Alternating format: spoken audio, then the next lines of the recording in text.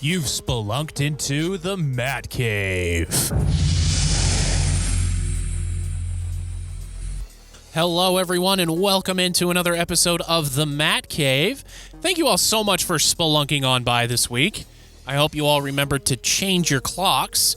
I know that's a sore subject for some of you. For me, it's just kind of like, I just roll with the punch, Until we can get out of it, it's our reality, right? So I hope you remembered to change your clocks and that you're not an hour behind everyone else. And as always, please rate, review, follow the show wherever you're listening, whether that's on YouTube or as a podcast. If you're listening to it as a podcast, please rate it 5 stars and then give me some feedback in the comment. And then on YouTube, go ahead and hit that subscribe button and also give me some feedback, what you like about the show, what you don't like about the show. Recently, I have been trying a smaller format, shorter format of about around 30 minutes. So we're still A/B testing that out around these parts. Early returns are not looking good, so I may be going back to long form. So we'll have to see. But thank you all so much for listening, and let's just kind of get into it. So the name of the episode this week is Slipping into the Madness, but I think that's more of me in my own mind as far as what I want to talk about, rather than March Madness, because I haven't been following college basketball all season, and so I don't feel qualified in talking about it. I don't feel like I should tell you what team's going to win. I can't even really tell you what team is the favorite to win. I get, like the number 1 overall seed, I guess, is Alabama, which is kind of weird because Alabama's never really been all that good at basketball. And Kansas is vying for back-to-back national championships for the first time since the Gators did it back-to-back-to-back in the late aughts.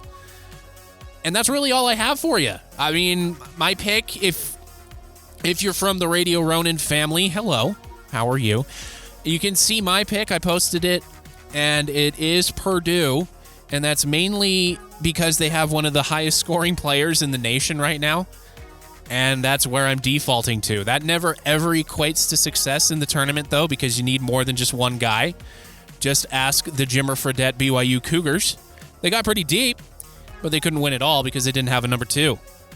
So, and just ask Dwayne Wade. He never won it all, but he was it for Marquette when he was around. Same thing, Allen Iverson out at Georgetown. So, I don't think my pick is going to do all that well. But we'll see, right? It's all about the madness. However you fill out your bracket, by the way, is the correct way to do it. You could listen to Digger Phelps over at ESPN, Jay Billis. You could read articles at The Athletic or on ESPN.com or Yahoo Sports or wherever you consume your sports things. And honestly, you'll have just as much luck with your bracket as the person who has no idea what basketball even is. They just pick it based off of, hey, I've been to that place, so I'm going to pick there. Or I have a relative that went to that school, so I think they'll do well. It's the same thing. You'll get the same result. Nobody's going to have a perfect bracket, okay? I think there's only ever been a handful of perfect brackets in the world, and those people were not the experts. Sometimes it was people who don't even watch basketball. So just fill it out. Have fun with it. Do your own thing. Whatever uniform looks best to you, go for it. If you don't like the state that college is located in, pick against it. I don't mind. There's no wrong way to eat a Snickers. So just do it. All right, so that's pretty much my coverage for the NCAA tournament. I know it wasn't very much, but that's what I have for you. Oh, yeah, Utah State made it in. They got to the Mountain West Conference Championship game and lost to San Diego State, but they still managed to weasel their way into the field of 67 or 8 or whatever it is now. So, congratulations, Aggies. That's about as much as you're going to get from me. I don't have you going very far. In fact, I have you out in the first round. So, there we go. All right, so let's move on to things that I can actually talk to you about, that I actually have at least a little knowledge in. Let's talk about the NBA and the Utah Jazz. So last week I said the Utah Jazz were finally starting to do it right. And as we were moving through the week, it seemed like it was. They lost to the Mavericks. And then they went out east on their current East Coast road trip, and they got 2 cupcakes. They got 2 teams that pretty much everybody in the NBA can beat. The Magic and the Hornets. Yeah. The Hornets have been a mess ever since their inception as the Bobcats back in the day. And the Magic have always been a joke. Just they always have been. The only time the Magic were ever taken seriously, or I guess it was 2 times. First, it was with Shaq and Penny Hardaway. If Penny Hardaway could have stayed healthy, that could have been a dynasty of sorts. But it didn't happen, and Shaq forced his way out of the small market to L.A., and, the rest is history. And then the second time was with Dwight Howard, Hedo Turkoglu, Jameer Nelson, that weird time in the Eastern Conference where a team like the Magic could make the NBA Finals. A team like the Detroit Pistons back in the day could make the NBA Finals. And they lost to the Lakers. They got swept out. So that was really the only times the Magic have been any good. And hint, right now they're not any good. So the Jazz beat them and they beat the Hornets. So they're doing it wrong. They can't lose for winning. And they can't win for losing. However you want to spin that phrase is where the Jazz are right now. They need to stop, okay? They need to stop. Like I've said multiple times, and I'll say again, and I'll keep saying until the NBA draft this June, or whenever it is, I don't care if the Jazz don't get the top 2 in picks. If they don't get Victor Wembanyama or Scoot Henderson or Amen Thompson, I don't mind. There's still so much talent in this draft that the Jazz could get some very good players, and depending on who they get, they could even swing a trade for that number 1 guy. Now, I don't know, obviously nobody knows Danny Ainge, right? What Danny Ainge is going to do with all of the draft capital and all of the salary cap space he's going to have going into this offseason. But I think he might be pretty aggressive, especially with the emergence of Lauri Markkanen and Walker Kessler. Those two kind of jumped out way faster than anybody thought. And then Ochai Agbaji is coming along very well. Talen Horton-Tucker has exploded against these bad teams. So you at least have a viable option off the bench when Jordan Clarkson leaves in free agency, which is not a foregone conclusion, by the way. Everybody is thinking that this is going to be the end of Jordan Clarkson in Utah. It might not be. There might not be that big of a market for him when he tests out free agency. So just keep an eye on that. He's a 32-year-old, sixth man type guy who does not play a lick of defense, and he's hot and cold. And the reason why he was successful in Utah is because the coaching staffs and the front office just told him, let it rip, man. We don't care. We know you can score. If you're going through a slump, just keep throwing it up. The reason why he wasn't successful in Los Angeles and Cleveland is because they didn't allow him to do so. They didn't allow Jordan Clarkson to just play and to be himself. Whereas in Utah, they've allowed him to do so. So don't write off Jordan Clarkson not coming back. Don't write that off because he likes it here, just like Mike Conley does. But the reason he's been so successful these past few years and he's garnered national attention is because he's in the perfect situation for him, where he can be that guy coming off the bench and just do whatever he wants. Within the system, of course. There's guardrails for him, but Quinn Snyder and Coach Hardy have both said to him, just do your thing. And that's why he's been so successful here. So don't write him off. All of that being said, the Jazz do need to start losing, and they need to start soon because the season's coming to a close here pretty soon. I mean, we're 68, 69 games into the season. There's only 82 games in the regular season, folks. So they've got 14 games left. So the odds of them getting a good pick are evaporating before our very eyes. And I really don't want them to make the play-in. I think that's not a place to be. I detailed why a couple episodes ago. The Jazz don't fit into the archetypes of the teams that it was created for. So, there is that. But I do want to say it was very gratifying seeing the Jazz shellac the Gordon Hayward-led Charlotte Hornets. Can I just say that? Every time the Jazz beat Gordon Hayward's teams, chef's kiss, It's so good. So I hope they continue to do so. There's only a few teams that I want the Jazz to continually beat. And honestly, there's not that many. I want them to always beat the Knicks, and I want them to always beat whatever team Gordon Hayward's on. It's pretty simple for me. I don't really hate that many teams. I mean, I hate the Lakers, but the Lakers have LeBron James, and LeBron James, just like Michael Jordan, is the Jazz's kryptonite. So just the athletic, rangy wings. The Jazz have never had one in their history, unless you call Adrian Dantley that, which I don't know if I would, because he was a good jumper, but I don't know if he was all that quick. Anyway, that's getting into the weeds. So the Jazz need to start losing, but there is something to be said about player development for this team. That would be Chris Dunn. So Chris Dunn is a veteran of the NBA. He's been around since 2017, when he was drafted by the Chicago Bulls in the first round in the lottery in 2017, out of Providence, who, by the way, I have going to the Sweet 16 this year, just as a FYI. And he looked pretty solid in his first few years, and then he got traded to Portland. That was the end of his rookie contract, and then he went to Minnesota. Whoops. And kind of flamed out there, and then he was kind of bouncing around between like the G League and Europe and possibly China. Anywhere he could play ball professionally, he was doing it. And then in 2020, 2021, he was signed by the Hawks and helped them in that weird like stretch run where Trae Young went nuts and all this other thing, and that was pretty cool. And then he was back into the G League with the Washington. I can't remember the name of the city that the Washington Wizards team is located in, but I will always remember their, mascot name or nickname, whatever you want to call it. They're called the Go-Go's. I think they're called the Capital City Go-Go's. So that's where Chris Dunn was plying his trade this year. They're in the G League.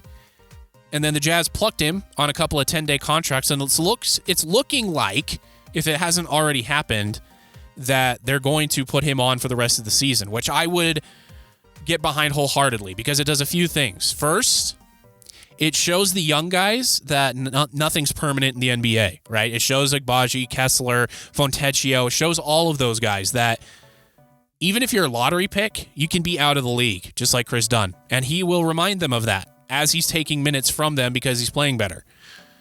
Second, it shows player development is alive and well in Utah. A lot of people have talked about it, but it's hard to quantify it when you look at guys like Joe Ingles or Royce O'Neal, even Mike Conley, Rudy Gobert, Donovan Mitchell. When they go elsewhere, they aren't quite as good as they were in Utah.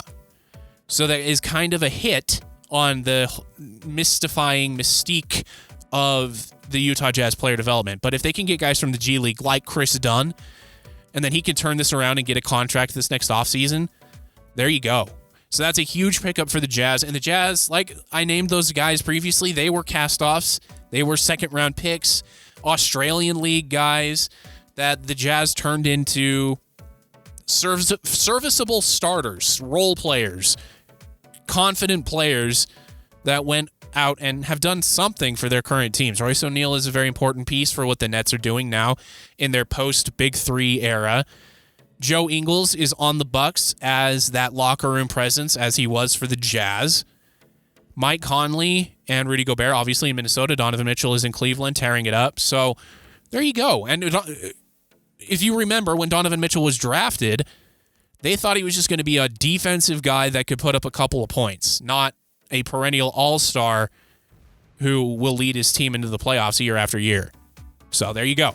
That's a huge pickup for the Jazz's developmental stuff, but I want them to look good, just not win games. Okay? Let's just lose out the rest of the year. Improve those odds as best as we can. Because if we look at the standings right now in the Western Conference, two teams have already been eliminated from playoff contention. That would be the Houston Rockets and the San Antonio Spurs. There's only one team in the East that has been eliminated, and that's Detroit. And the Jazz are not going to catch them as far as tanking is concerned. So there are teams around the Jazz right now. The Charlotte Hornets is another one that are about to be eliminated from playoff contention, and they won't catch them either, especially since I think they're 2-0 against them this year. So that leaves a handful of teams they need to do worse than the rest of the way. And I'm going to name the teams that I think are trying to win and trying to make it into the play-in because they don't want to give up. So these are the teams that the Jazz are currently close to. They're within 2.5 to 3 games on the standings of each of these teams. So these are the teams that are going to be trying to be better than the Jazz the rest of the way. Okay, and I'm going to start in the Eastern Conference, and then I'll move to the Western Conference. So Miami, Atlanta, Toronto, and Chicago are all going to try and be better than what the Jazz currently are because they think they have something. I don't think the Magic, Pacers, and Wizards are going to try all that hard to get into the play-in, but the Wizards are an outlier because they have Bradley Beal, and Bradley Beal is very good, and he does want to win. They also have Kyle Kuzma, who wants to win. So there are players on that team that may push the team to a finish that's better than what the Jazz can do.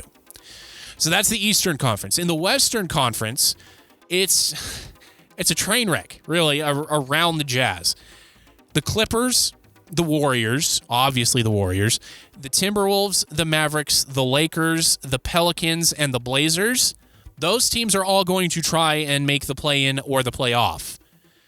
The Thunder are just happy with what they have. If they get into the play-in, great, but they're not tanking like they used to. They have enough young talent that's gelling together now to where if they get into the play-in, great, that's more experience, more practice time, more gelling time for this young team to come together. So they'll take what they can get. The Pelicans, I have no idea what their plan is. They wanted to build around Zion Williamson, and if you go back to the draft process, there were enough talking heads and even medical people saying, I don't know if this guy can survive the NBA. The stuff he does not allow your human body to do it for an extended period of time. And that's because he's a freight train. The dude is humongous. And if he doesn't cut weight, he's not going to survive. But if he cuts weight, he can't play like he's always played. And so what do you tell him? Do you say, hey, go cut some weight and then we'll coach you on how to be a different player? Well, no, because that's not correct, right? That's not why you drafted him. That's not why you're building around him. So the Pelicans, who knows what's going on in New Orleans right now? They've got Brandon Ingram. He's pretty darn good in his own right. But Zion Williamson is their guy. And he's probably not going to make it back this season, in all honesty, because I just think he'll get hurt again. So where does that leave the Jazz then as we go into the home stretch? The last 14 or so games here. I do think that there might be an ultimatum coming down from on high onto Will Hardy saying you got to play the younger guys more. Less Kelly Olynyk, more Walker Kessler. Less Chris Dunn, more Colin Sexton. Less Jordan Clarkson, more Ochai Agbaji. Less Rudy Gay, more Simone Fontecchio. Because they want to know what they have, right? They pretty much know what they have in Walker Kessler, right? He's a second coming of Rudy Gobert that's better on offense. And they think they know what they have with Ochai Agbaji as a 3-and-D player, a very key piece for a team that wants to compete and, try to win a title for the first time in franchise history, as well as be a consistent contender a la the Boston Celtics. So if that does happen, and I think it will, the Jazz will start to lose more games because they're going to be running into teams that want to make the play-in. They want to make the playoff.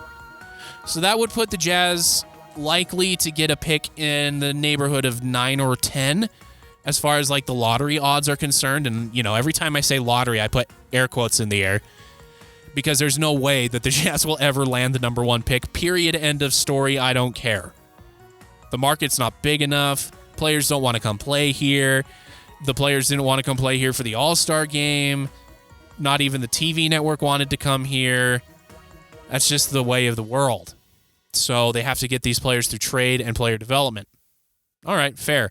But they also got Hall of Famers with later picks than what they probably should have gotten in the lottery. So it's a toss-up, right? So the Jazz, I think, will end up in that 9 or 10 spot because in front of them you got obviously Detroit, Charlotte, San Antonio, and Houston. So that's the top 4 picks right there. Orlando, number 5. And then I would posit the Pacers at 6, Wizards 7, Pelicans 8, Jazz 9. That's how I think it's going to fall out. And then Thunder 10. That's how I think it's going to fall out. But, the start of the season happened, and who knows, they could recapture that magic without Mike Conley. Somebody could step up, like a Chris Dunn or something. And Danny Ainge will say, all right, fine, let it ride. Let's see what we can do.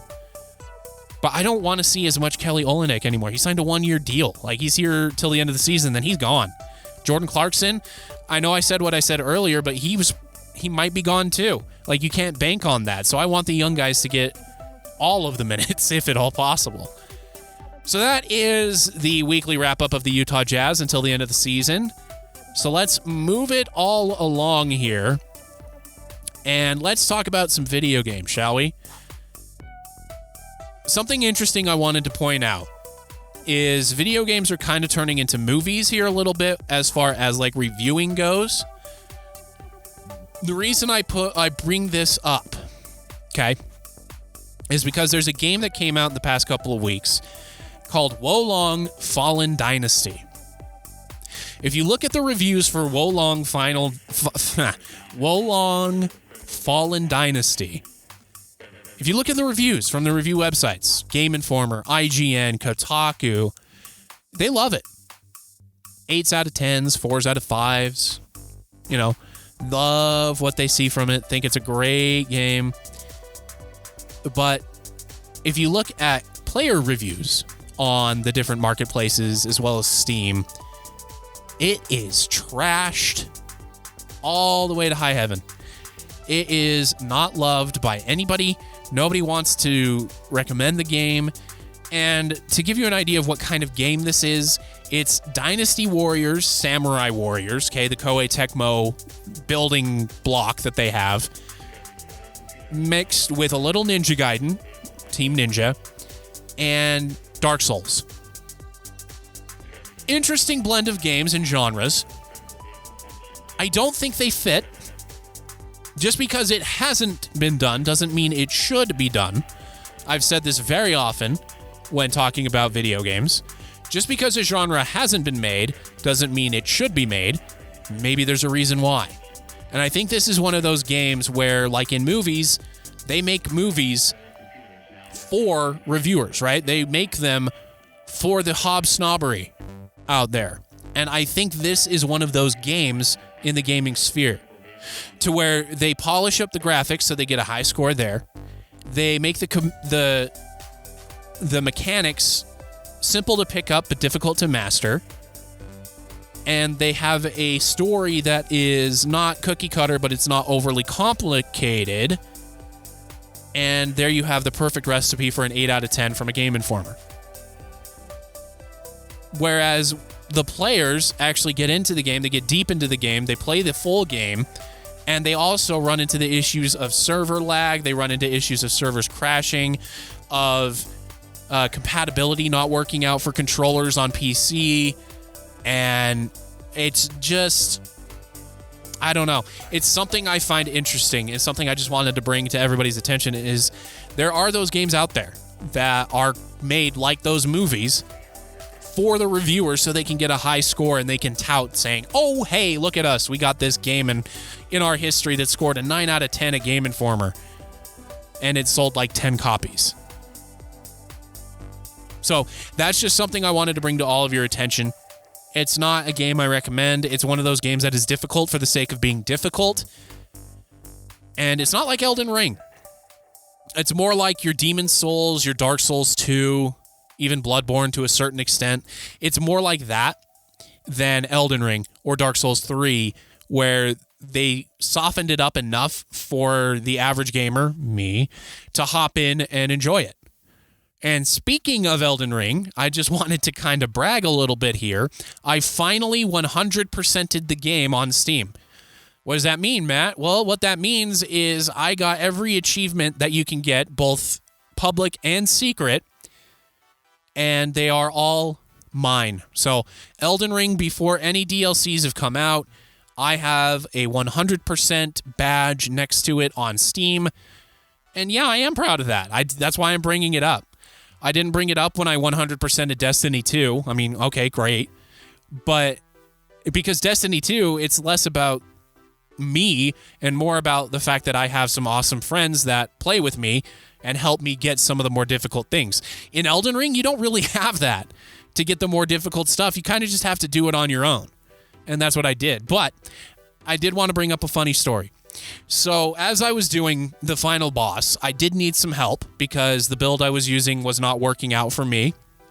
And so I used the Furl Calling remedy to get some help, summon somebody. And in the history of Elden Ring, back the full year it's been out, there is a person called Let Me Solo Her, who is a master of beating the most difficult boss in the game. And as their name would say, they want you to let them solo the boss. So you summon them, you go in, and then you just hang back and just try to not get hit while they do the work. For me, I didn't have to do that when I fought this boss, Millennia. I beat her on my own, but, that's a different story for a different day. And so as I did my finger, I got the summon signs for different people. There was one named Let Me Solo Him. So I went, this ought to be good. And boy, was I right.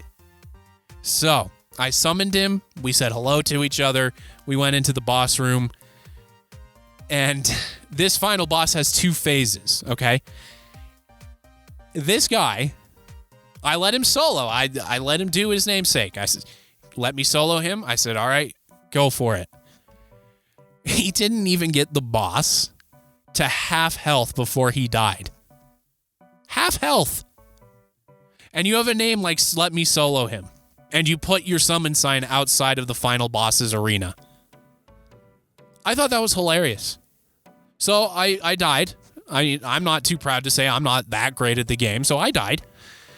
And so I went back. I used my rune arc, got my stats up. I changed my build a little bit to make it a little more conducive to how I like to play. And I used the remedy again. I put the remedy up.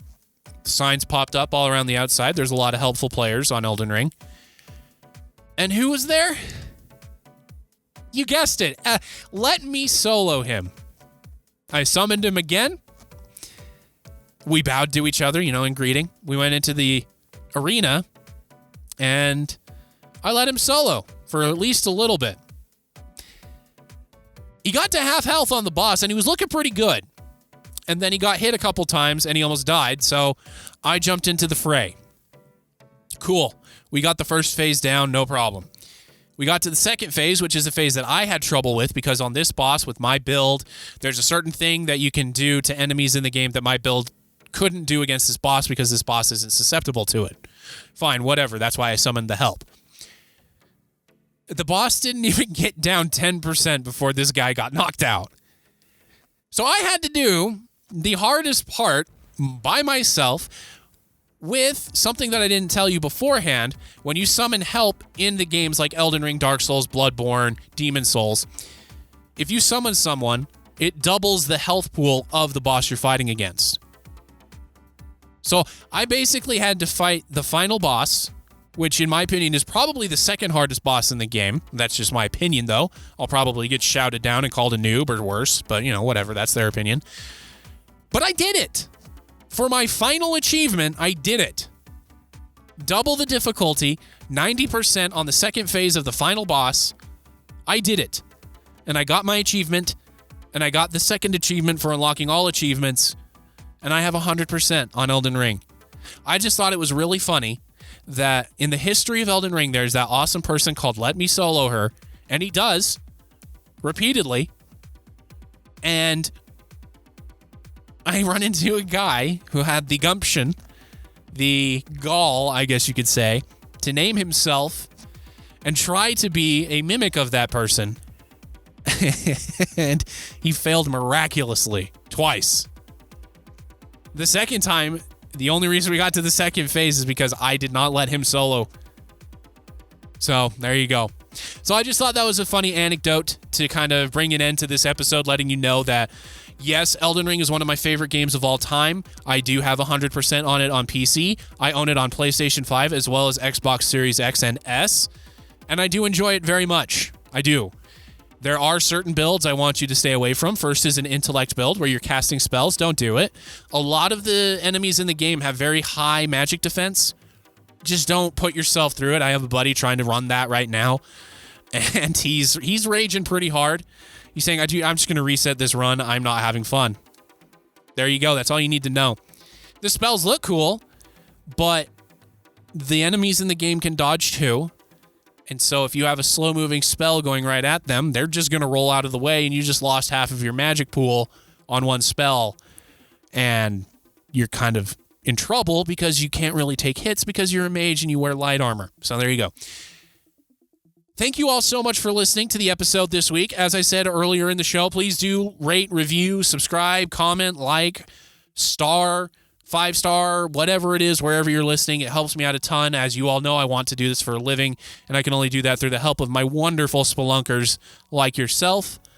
And I will see you all next week with possibly a baseball preview. We'll see. I don't know. But I'll see you next week when we spelunk back into the Mad Cave.